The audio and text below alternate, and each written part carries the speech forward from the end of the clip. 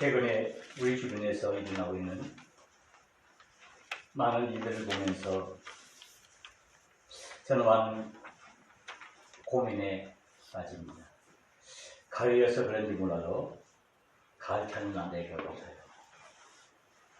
가을이 되니까 더 생각이 깊어지고 또 여러 가지 문제들이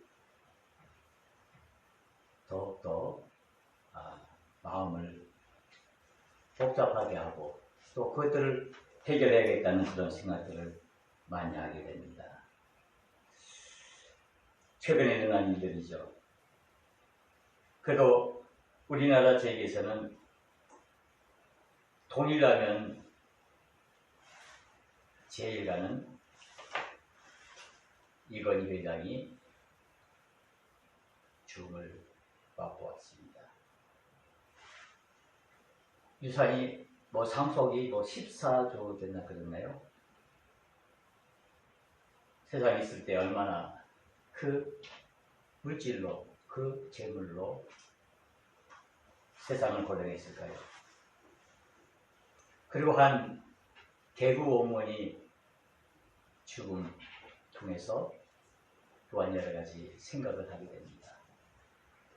많은 사람을 웃기고 울렸던 그런 개그우먼이 그 이유도 우리가 알지 못한 채 어머니와 함께 세상을 떠나는 그런 모습을 보면서 많은 생각이 듭니다. 그 외에도 많은 죽음들이 있죠. 그리고 그 반면에 정말 살아보려고 애쓰고 발버둥 치는 그런 사람들도 많이 있겠지요. 그래서 이 죽음과 삶이라는 이중성을 보면서 고민되는 것이 있는데, 과연 우리가 살아가면서 중요한 것이 무엇인가? 내 삶에 있어서 정말 소중한 것이 무엇인가? 라는 질문입니다. 내가 놓을 수 없고 내가 결코 버릴 수 없는, 내가 이 세상을 살아나가면서 끝까지 내가 붙들고 의지하고 나아갈 것이 과연 무엇인지, 정말 내가 소중히 정말 중요히 여기는 것이 과연 무엇인지라는 것입니다. 그래서 내가 무엇을 행하고 그리고 내가 무엇을 얻기 위해서 우리가 살아야 하는가? 사람들마다 생각이 다 다르겠죠. 자신의 가치관이나 자신의 어떤 사고의 틀에 따라서 자신이 추구하고 자신이 원하는 것, 그리고 자신이 소중히 여기고 귀중히 여기는 것 다 다르겠죠. 제가 소중히 여기는 것과 아마 여러분들이 소중히 여기고 중요시 여기는 것이 다 다르겠죠. 또 여러 가지 면에서 또 공통된 부분들도 많이 있을 것입니다. 대부분 많은 사람들은 건강이 중요하다고 말합니다. 그래서 좋은 영양제를 먹고 또 운동도 하고 좋은 음식도 먹고 좋은 헬스장에 가서 몸도 단련하고 또 좋은 병원을 찾아서 늘 자기 몸을 진단하면서 건강에 신경을 씁니다. 그래서 그만큼 자신의 삶에 있어서 이 건강이라는 것이 그 무엇보다도 소중하고 중요하다는 것을 깨닫기 때문입니다. 더욱이 이 건강으로 인해서 어려움을 당하거나 죽음의 문턱까지 갔던 그런 경우가 있다면 더욱더 여기에 많은 관심을 두고 많은 투자를 하겠죠. 또 어떤 사람들은 재물이 소중하고 귀중하다는 것을 알고 그 모든 삶의 중심을 이 물질에 두고 이제 모든 것을 다 바칠 것입니다. 그래서 아침 새벽부터 밤늦게 잠자리에 그 드는 순간까지 이 재물을 위해서, 이 돈을 모으기 위해서, 어떤 이런 경제적인 풍요함을 누리기 위해서 세상 사람들과 정말 경쟁하고 또 어떨 때는 쌓기도 하고 그런 속에서 그 재물의 소중함 때문에, 그 재물의 중요함 때문에 온 삶을 바치는 그런 경우도 있을 것입니다. 또 반면에 어떤 사람은 그래, 그 재물은, 그 돈은 별로 중요하지 않아. 우리가 살아가는 데 좀 도움이 줄 뿐이지 정말 우리 살아가는 데 있어서 행복이, 즐거움이, 기쁨이 최고야. 그래서 이쪽에 이 행복이라는 것에 포커스를 맞추고 열심히 어떻게 하면 내가 행복할 수 있을까? 내가 어떻게 하면 기쁠 수 있을까? 내가 어떻게 하면 좀 더 즐겁게 이 세상을 살 수 있을까라는 생각을 가지고 그 소중함을 위해서 애를 쓸 것입니다. 또 어떤 사람은 권력에, 또 어떤 사람은 명예에, 또 어떤 사람은 자신의 자존심에, 이 모든 것이 중요하다는 것을 깨닫고 거기에 집중하고 그것들을 얻기 위해서, 그것들을 지키기 위해서 때로는 수단 방법을 가리지 않고 이 일들을 대행해 나갈 것입니다.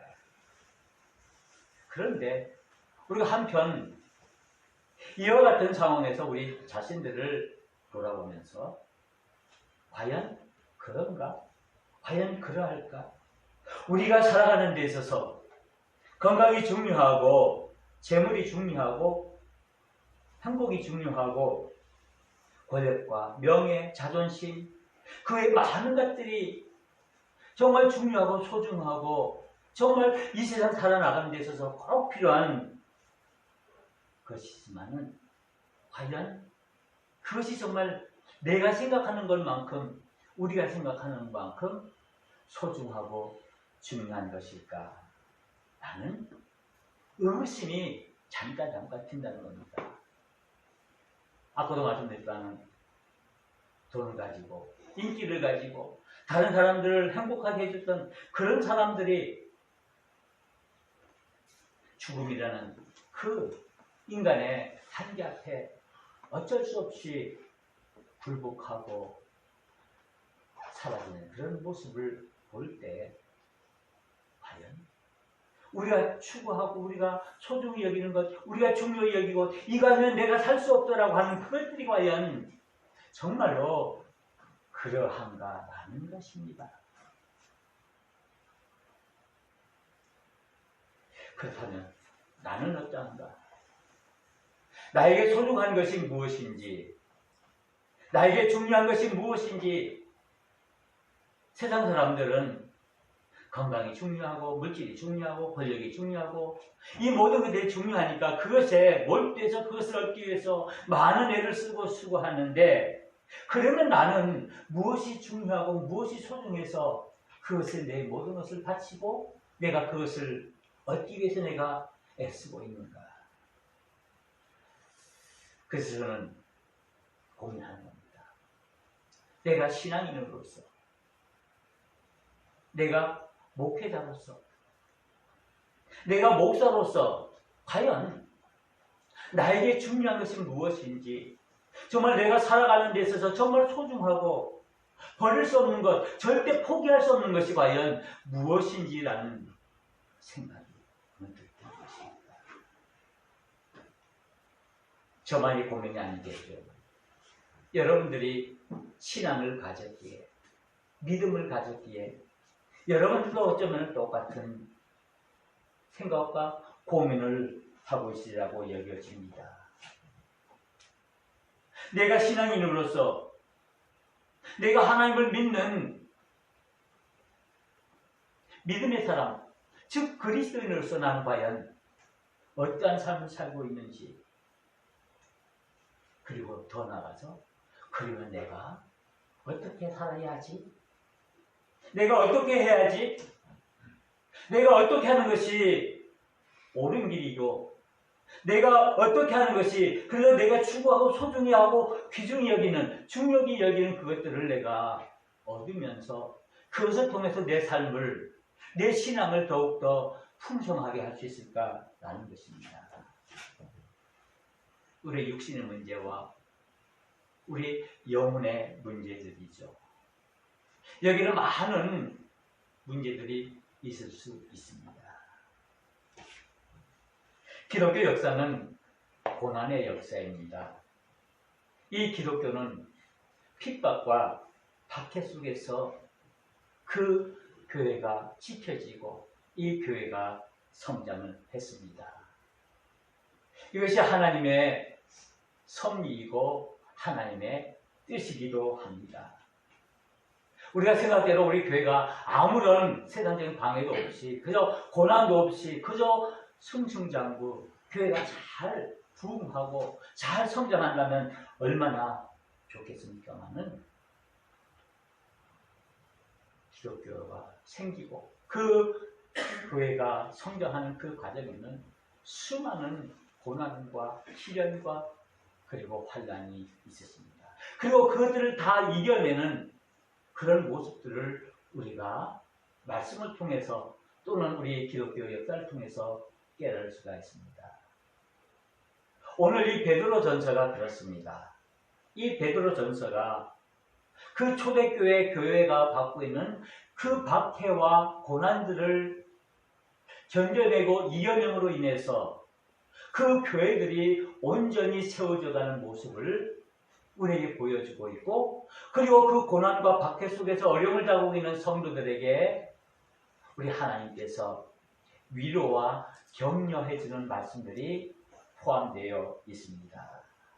그래서 비록 그 신앙을 지키기 위해서, 믿음을 지키기 위해서, 교회를 지키기 위해서 내가 많은 어려움과 그리고 박해와 핍박을 받는다 할지라도, 그러나 결국 너는 그 믿음을 통해서, 그 교회를 통해서 너는 영광스러운 그 영적인 축복을 받을 수 있기에 너가 당하는 그 고난들을 두려워하지 말고 그것들을 이겨내라고 말씀하고 있습니다.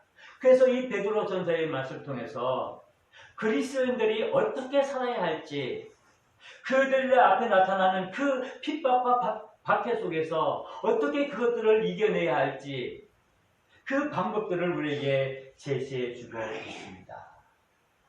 오늘 21세기를 살면서 하나님을 믿는 믿음의 사람들, 즉 그리스도인들, 우리들에게 박해와 고난이 있습니까? 초대교회와 같이 그 믿음 때문에 핍박받고 박해받는 어려운 그런 환경들이 우리에게 있습니까? 여러분들 예수 믿으면서 혹시 핍박받아 보셨습니까? 안 믿는 신족들 때문에 제사 안 드린다고, 명절 때 찾아오지 않는다고, 제사상에 절하지 않는다고 많이 핍박도 받고 많이 박해도 받았겠죠. 그런 외형적인 그런 핍박과 박해가 오늘날도 여전히 존재합니다. 그런 것들이 우리의 믿음을 흔들기도 하고, 때로는 그것들이 우리의 믿음을 더욱더 든든하게 서가기도 합니다. 그런 외적인 박해와 핍박이 있는 반면에 또 우리 내적으로 내 영적인 문제로 인해서 이와 같은 형태는 아니지만은 얼마나 많은 핍박과 박해를 받고 있습니까? 여러분들의 믿음을 지키기 위해서, 여러분들의 교회를 지키기 위해서, 하나님의 말씀을 지키기 위해서 여러분들 얼마나 많은 핍박과 박해를 받고 있습니까? 어렵죠? 때로는 사단이 우리를 유혹하고 우리를 그 믿음에서부터 흔들어내고 우리를 끌어내기 위해서 사람들을 통해서 또 다른 일들을 통해서 나로 하여금 하나님 앞에 나가지 못하도록, 믿음을 옳게 서게 못하도록 핍박하고 방해하는 것들이 얼마나 많이 있습니까? 세상의 좋은 것들, 세상의 쾌락들, 세상에는 그 방법들을 통해서 우리를 얼마나 유혹합니까? 그래서 여러분 얼마나 마음 흔들었습니까? 그래서 교회 안 가도 되겠지. 예배 안 드려도 되겠지. 하나님, 사랑의 하나님이시니까 다 용서해 주겠지 뭐. 그런 것들로 해서 우리의 그 영적인 그 믿음이 얼마나 흔들리고 그것 때문에 우리가 얼마나 고민하고 갈등했습니까? 오늘 베드로전서 1장 3절에서 12절에 있는 말씀도 이 베드로전서에 있는 그 하나님의 말씀, 즉 박해와 핍박, 많은 환난과 시련 속에 있는 그 믿음의 사람들에게 위로와 격려를 주면서 구체적으로 어떻게 우리가 믿음의 사람으로 살아나가야 할지, 그리고 믿음이 무엇인지를 우리에게 분명히 가르쳐주고 있습니다.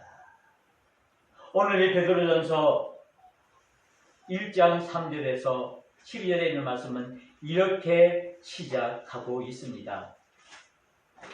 하나님의 긍휼함으로, 하나님의 은혜와 사랑으로 예수님께서 십자가에서 죽으시고 부활하셨다는 사실을 먼저 우리에게 말씀하시면서 이것으로 말미암아 예수님의 죽으심과 부활로 말미암아 우리를 거듭나게 하셨다는 것을 먼저 전제로 이야기하고 있습니다. 매우 중요한 말씀입니다. 이 말씀은 우리가 어떻게 박해를 이기고 우리가 어떻게 이 핍박을 견뎌야 할지, 우리가 이 어려운 현실 속에서 우리의 믿음을 지켜나갈 수 있을지, 그 근본적인 힘을, 근본적인 그 기초적인 내용을 우리에게 말씀하고 있는데, 그것이 다름 아닌 하나님의 사랑, 하나님의 긍휼을 우리에게 말씀하시면서 그 긍휼의 하심이 어떻게 구체적으로 나타나는가? 예수님의 십자가와 그리고 예수님의 부활로 나타난다는 것입니다. 그래서 이 예수님의 죽으심과 부활로 말미암아 우리가 거듭나게 되고 영생을 얻게 되고 결국에는 구원함을 받는다는 말씀입니다. 그래서 이 구원이 우리들에게 있어서 살아있는 소망이 된다는 말씀입니다. 산 소망이 됐으면 것. 바로 예수 그리스도의 그 십자가 부활이 우리의 소망이 되는데, 그 소망이 살아있는 소망이라는 것입니다. 많은 사람들은 희망을 좋아합니다. 뭔가 앞으로 뭔가 이루어지겠지, 뭔가 내가 원하는 것이 금방 이루어지겠지, 그것을 기다리면서 소망하고 희망하는 마음을 가지고 살아갑니다. 그러나 우리 믿음의 사람의 소망은 그것이 아니죠. 어떤 이 세상적인 희망이나 소망을 의미하는 것이 아니라 그 영원한 하나님 나라의 그 은혜를 말하는 것입니다. 그래서 예수 그리스도가 우리의 산 소망입니다. 우리의 희망입니다. 우리의 희망이 건강이고 재물이고 권력이고 명예가 아니라 저와 여러분들의 소망은요, 살아계신 예수 그리스도이십니다. 이 예수 그리스도가 우리의 소망이 되는 것입니다. 우리가 세상적인 것을 바라보고 그 세상적인 것 속에서 우리가 희망하고 소망하고 이루어지는 것을 원하는 것이 아니라 우리의 영적인 믿음의 삶 속에서 우리의 구원의 주가 되어주시는 그 예수 그리스도야말로 그분이 나의 희망이 되시고 나의 산 소망이 되어주심을 말씀하고 있습니다. 그래서 비록 우리의 삶에 절망적이고 우리의 삶이 환난과 시련과 박해와 핍박이라 할지라도, 그러나 그 속에서 우리에게 위로의 말씀으로 이 말씀을 주고 있습니다. 그래서 먼저 이 베드로전서 1장의 말씀을 통해서 먼저 하나님의 긍휼을 우리에게 말한 다음에, 그러면 어떻게 이 긍휼을 우리가 얻을 수 있고 이 긍휼을 볼 수 있는가라는 것을 그 이후에 말하는데, 그것이 바로 뭐냐면은 믿음이라는 말입니다. 믿음으로, 믿음이 무엇인지, 그리고 믿음의 사람이 어떻게 살아가야 할지, 그리고 그 살아간다므로 인해서 그가 얻는 축복이 무엇인지를 오늘 본문에서 말씀하고 있습니다. 세 가지입니다. 믿음이 무엇인지, 믿음으로 살아간다는 것이 과연 무엇인지, 그리고 그 믿음을 가진 사람에게 주어지는 축복이 무엇인지라는 말씀입니다. 이 내용을 오늘 베드로전서 1장 3절에서 12절에 있는 말씀을 우리에게 주고 있습니다. 오늘 우리 많은 교회들이 핍박과 박해를 받고 있습니다. 혹시 이것 문제를 앞에 놓고 우리가 너무나 예수를 편히 믿는 것 아닌가 라는 생각도 해보기도 합니다. 그러나 앞에서 말씀드렸듯이 우리가 외적으로 또는 내적으로 우리의 믿음을 지키기 위해서 저와 여러분들은 알게 모르게 많은 박해와 핍박과 환난과 역경을 당하면서 그 속에서 우리의 믿음의 길을 걸어가고 있습니다. 때로는 우리가 그것들을 이겨내며 승리하기도 하지만 때로는 우리가 약해서 우리의 믿음이 부족해서 그 상황에서 우리가 넘어지고 쓰러져서 우리가 실패하고 우리가 그 속에서 눈물을 흘릴 때도 있다는 말씀입니다. 여러분들 예수 믿는다고 해서 정말 모든 일이 승승장구고 모든 일이 한결같이 오직 하나님만 바라보면서 믿음 안에서만 살아가고 있습니까? 예수 믿는 과정에서 때로는 실망, 실패, 좌절, 우울 속에서 살아가는 것이 우리의 모습이 아닙니까? 특히 요즘 우리 코로나19로 인해서 우리가 얼마나 어려움들을 당하고 있습니까? 그렇다면 이 어려울수록 이 힘든 상황 속에서 우리에게 필요한 것이 과연 무엇인가? 정말 우리가 소중히 여기고 중요시 여겨야 할 것이 과연 무엇인가라는 것입니다. 그래서 오늘 말씀드렸듯이 바로 그것은 믿음이라는 것입니다. 여기서 제가 믿음에 대해서 설명하고자 하는 것은 아닙니다. 우리가 사람이 살아가는 인간 사회에서도 가장 중요한 것이 뭡니까? 믿음입니다. 부부끼리도요, 가장 중요한 게 뭡니까? 믿음이고 신뢰입니다. 서로 믿고 서로 믿어주는 겁니다. 비록 잘못하고 실수하고 연약한 가운데 있고 할지라도 그러나 끝까지 믿어주고 신뢰합니다. 부모와 자녀도 마찬가지입니다. 우리 직장 생활도 마찬가지입니다. 특별히 우리 그 안에 성도들끼리는 이 믿음, 이 신뢰가 너무나 중요합니다. 우리가 어떻게 우리 사이에 이 믿음이 형성되지 않은 상태에서 우리가 어떻게 하나님을 믿는다라고 우리가 말할 수 있습니까? 비록 때로는 우리 옆에 있는 성도가 나에게 잘못을 하고 실수하고 좀 부족하고 믿음이 없는 것 같고 그러더라도 내가 끝까지 믿고 그에게 다가가서 함께 믿음을 나누는 것입니다. 이 믿음은 함께라는 것입니다. 결국 나 홀로가 아닙니다. 많은 사람들은 믿음을 나 홀로라고 생각하는데 제가 최근에 읽은 책 중에 아주 인상 깊은 책 제목 하나가 있는데 그것은 보니까 미국의 프로레슬러가 이렇게 그 직업을 하다가 예수를 믿고 어릴 때도 믿었는데 이제 목사가 돼서 이제 간증하는데 교회는 관계다라는 제목입니다. 교회는 관계다. 즉 믿음 안에서 서로 신뢰하는 가운데서 이게 교회가 이루어진다는 말씀이죠. 어떤 교회는 건물이거나 어떤 그런 제도가 아니라 우리의 인간과의 관계이고 하나님과의 관계인 것을 말하는 그런 내용입니다. 그래서 성경은 이 믿음이 무엇인지를 우리에게 말씀하고 있습니다. 우리 인간관계에 있어서 이 믿음이 중요하듯이 우리 하나님과 나와의 관계에 있어서 우리와의 관계에 있어서 가장 중요한 것은 믿음입니다. 믿음이 기초가 되어지고 그 믿음으로 인해서 우리의 모든 그 신앙의 길이 이루어진다는 사실입니다. 은혜 사랑하는 여러분, 믿음은 히브리서 11장에서 말하는 것처럼 믿음은 바라는 것들의 실상이요 보이지 않는 것들이 증거이라고 말씀하고 있습니다. 우리는 이 내용을 너무나 잘 알고 있죠. 그리고 이것이 잘 이해가 되지 않는다면 과연 믿음이 무엇일까? 우리가 예수님께서 공생의 3년 동안 제자들과 함께 하면서 가끔 이런 말씀을 하시죠. 믿음이 작은 자들아, 믿음이 적은 자야. 그렇게 말씀하시는데 그 말씀을 통해서 우리가 믿음이 무엇인지를 생각해 볼 수가 있습니다. 예수님께서 어떤 의미에서 믿음이 크다 작다라고 말하시는가? 그러면 그 믿음이 과연 무엇인가? 그것은 그 믿음은 하나님의 능력을 믿는가, 의지하는가, 신뢰하는가라는 것입니다. 하나님의 살아계심을 정말로 믿는가, 믿지 않는가 하는 것이 믿음이라는 것입니다. 다른 말이 아니죠. 복잡하게 이야기할 필요 없이 믿음은 믿음입니다. 믿음은 믿는 것입니다. 하나님의 능력을 믿는 것이 믿음입니다.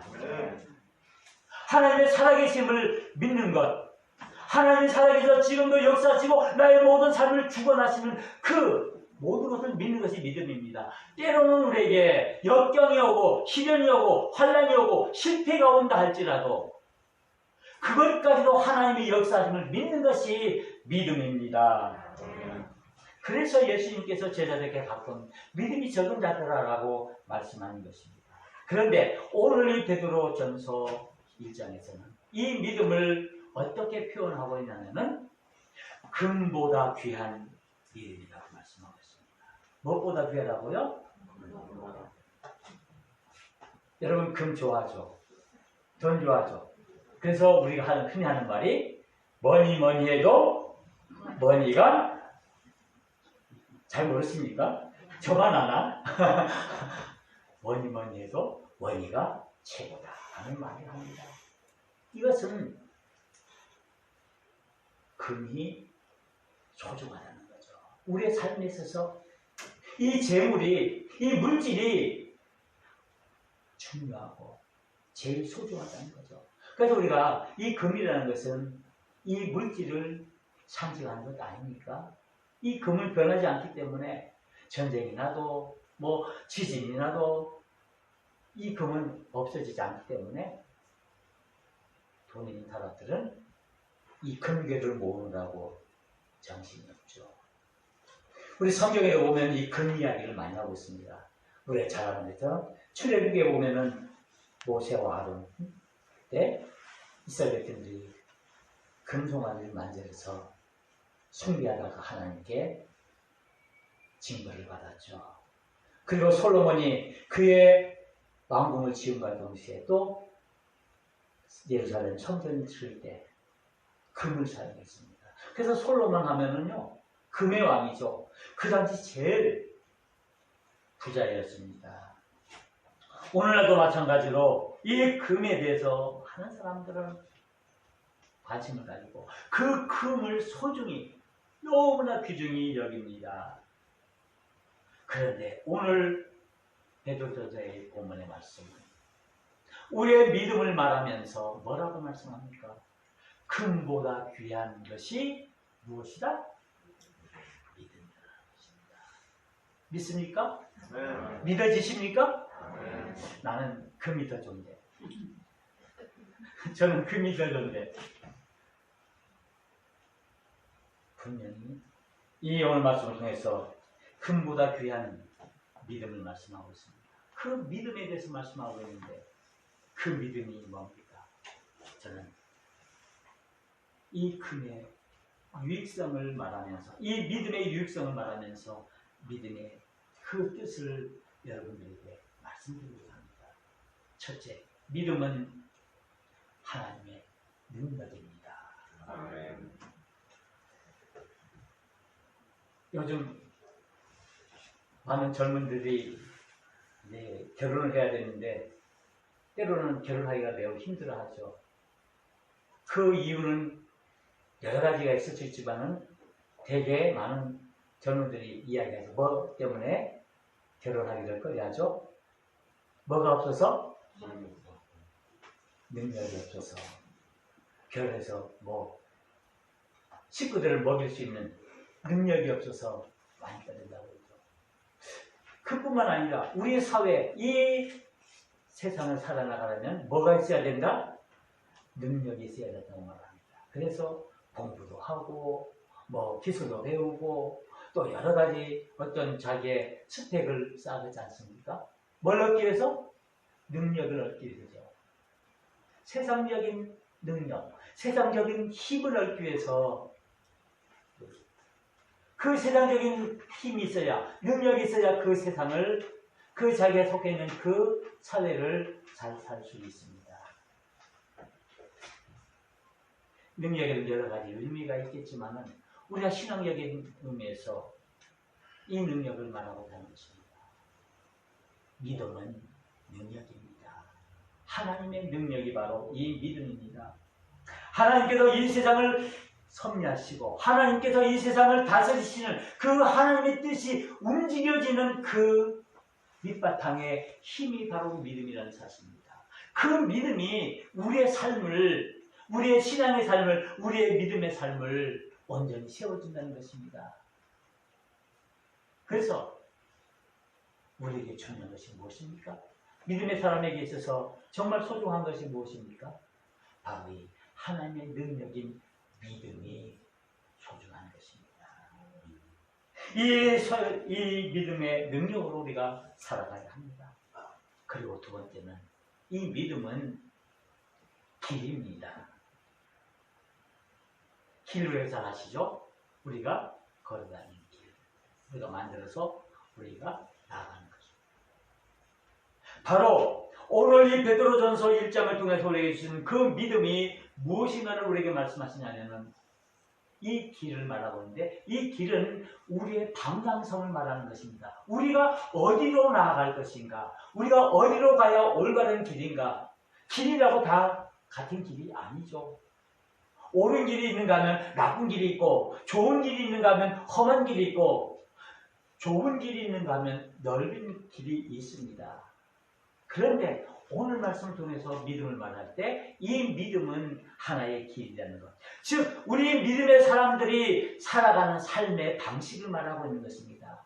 믿음의 사람들은 어떻게 살아야 한다고요? 어떤 방식으로 살아야 한다고요? 믿음의 방식으로 살아야 한다는 것입니다. 이 믿음으로 살아가는 것을 우리에게 말씀하고 있습니다. 그래서 우리에게 중요한 것, 정말 나에게 소중한 것, 내가 믿음의 사람으로 내가 정말 중요한 것이 무엇인가? 라는 것을 생각해야 하는 것입니다. 그래서 오늘 이 본문을 통해서 이 믿음은 우리를 구원으로 인도하는 길이라고 말씀하고 있습니다.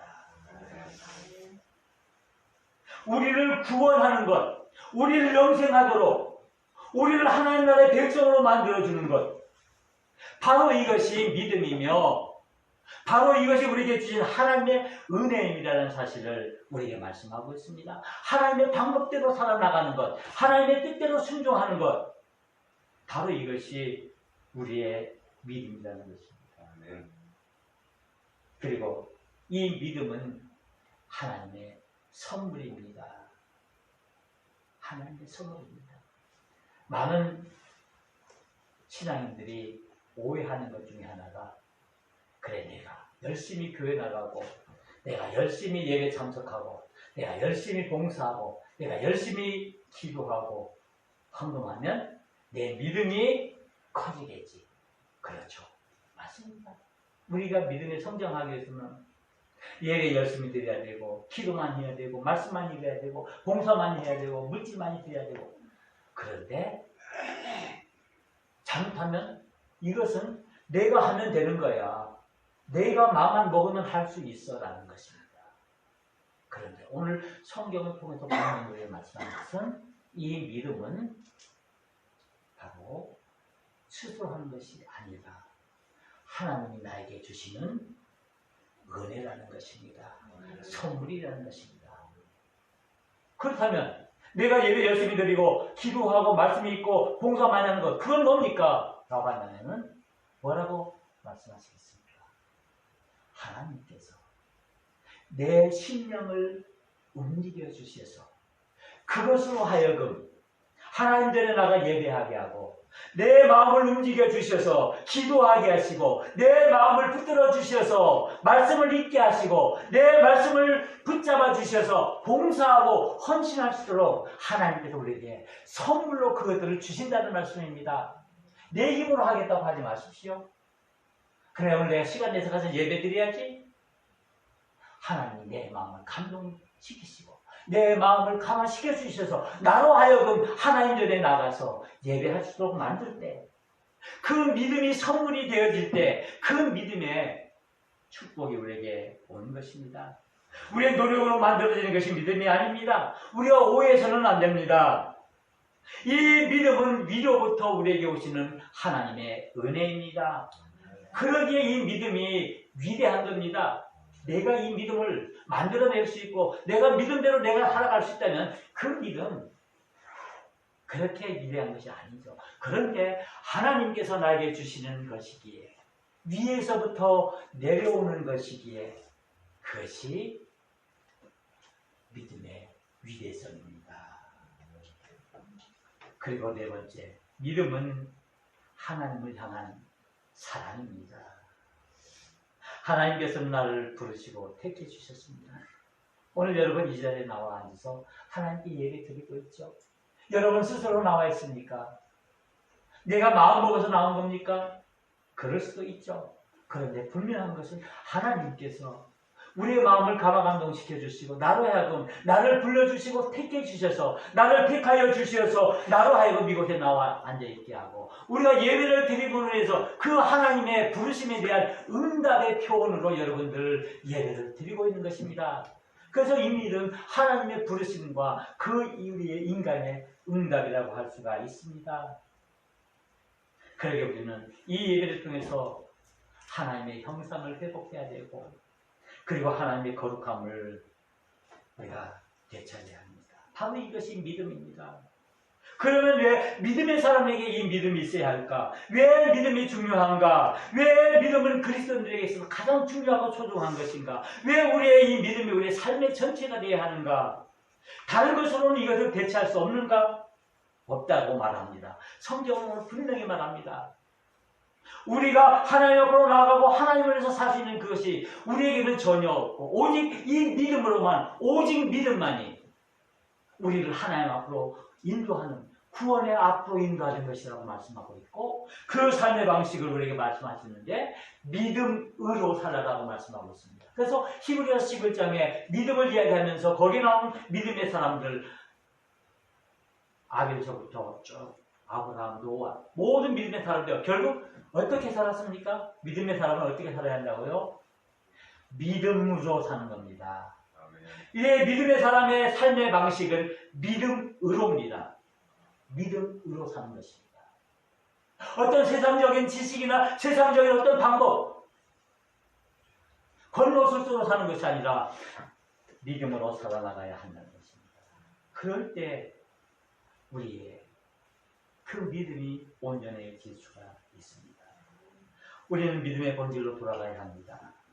말씀 앞에 서야 합니다. 기도해야 합니다. 우리 자신을 온전히 드려야 합니다. 정말 나에게 중요하고 소중한 것이 무엇일까? 과연 정말 내가 정말 목숨을 잃기까지 내가 끝까지 붙들어 나가야 할 것이 무엇인가? 이제 우리 제주한교회에 필요한 것이 무엇인가? 우리 교회에 소중한 것이 무엇인가? 이제 우리 한 사람 한 사람 모두가 믿음의 사람으로 온전히 서서 하나님의 뜻을 이루어나가야 할 것입니다. 그보다 귀한 믿음을 소유한 사람은 축복의 사람입니다. 기도하시겠습니다. 은혜로우신 하나님 아버지 감사합니다.